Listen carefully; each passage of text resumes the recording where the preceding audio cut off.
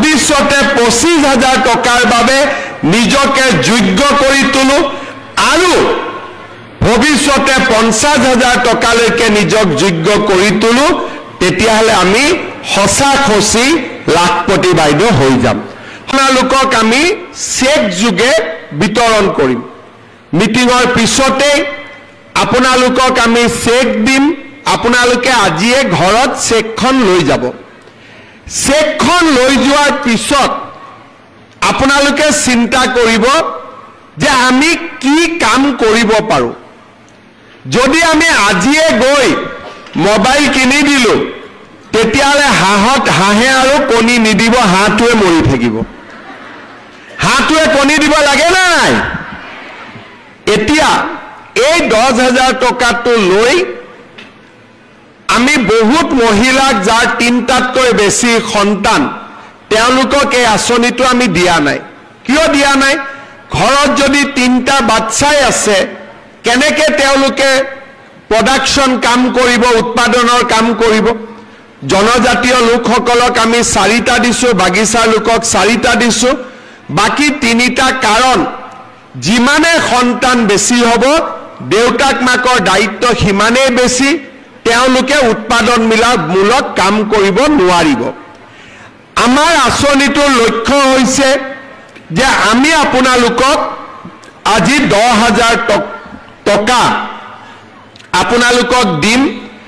আৰু আপোনালোকে অহা 1 বছৰ এই 10,000 টকাটো সৎ ব্যৱহাৰ কৰিব কোনোবাই হালত দিব কোনোবাৰ গিৰিয়েক বা স্বামীৰ ব্যৱসায় আছে তাতে 10,000 টকাটো দিব কোনো আপত্তি নাই বেয়া কামত খৰচ কৰিব নালাগে ভাল কামত খৰচ কৰাত কোনো আপত্তি নাই ঘৰত যদি মোৰ বাগিচা আছে ক্ষুদ্ৰ চাহ খেতি আছে তাতো লগাই দিয়ক কোনো অসুবিধা নাই হালত কৰক মুৰ্গী কৰক কণী কৰক ব্যৱসায় কৰক 1 বছৰ পিছত আমি আপোনালোকৰ ঘৰে ঘৰে আহি পৰীক্ষা কৰিম আমি আপোনালোকক সুধিম যে আপোনালোকে টকাটো ক'ত ব্যৱহাৰ কৰিলে যিসকল আই মাতৃয়ে এই টকাটো সৎ ব্যৱহাৰ কৰিব অহা বছৰ তেওঁলোকক আমি 25,000 টকাকৈ তেওঁলোকক আমি আগবঢ়াম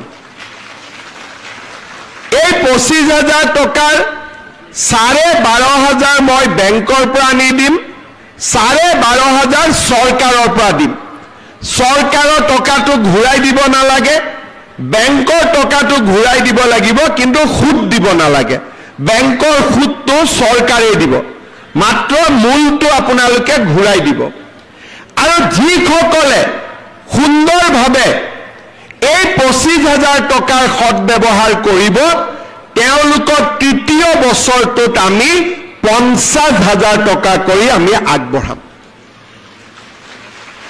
হাঁহে যেনেকে কণী পাৰে এই 10,000 টকায়ো দুবাৰ কণী পাৰিব এবাৰ 25,000 কণী পাৰিব এবাৰ 50,000 টকাৰ কণী পাৰিব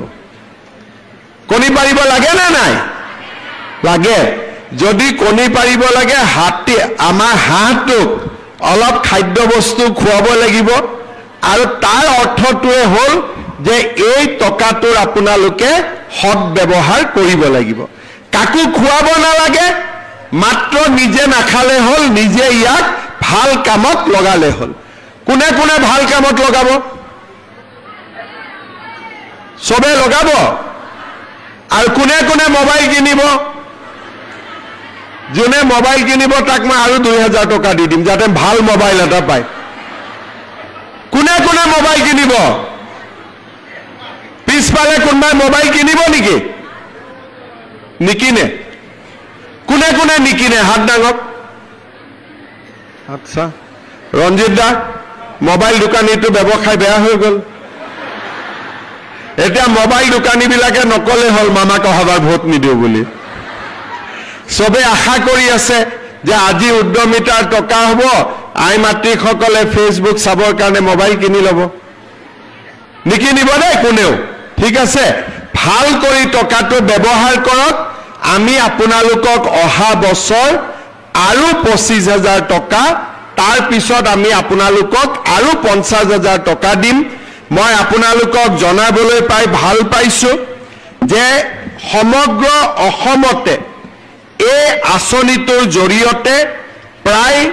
30 লাখ এগৰাকী দুগৰাকী নহয় 30 লাখ মহিলা উপকৃত হ'ব বিহালীত কিমান পাব একা আজি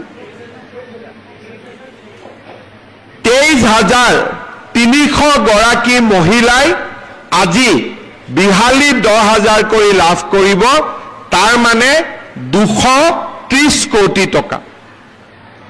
মোৰ ঘৰত আহোতে 10,000 লাগে কিন্তু যদি 10,000 আৰু 23,000 পূৰণ কৰি দিয়ে 230 কোটি টকা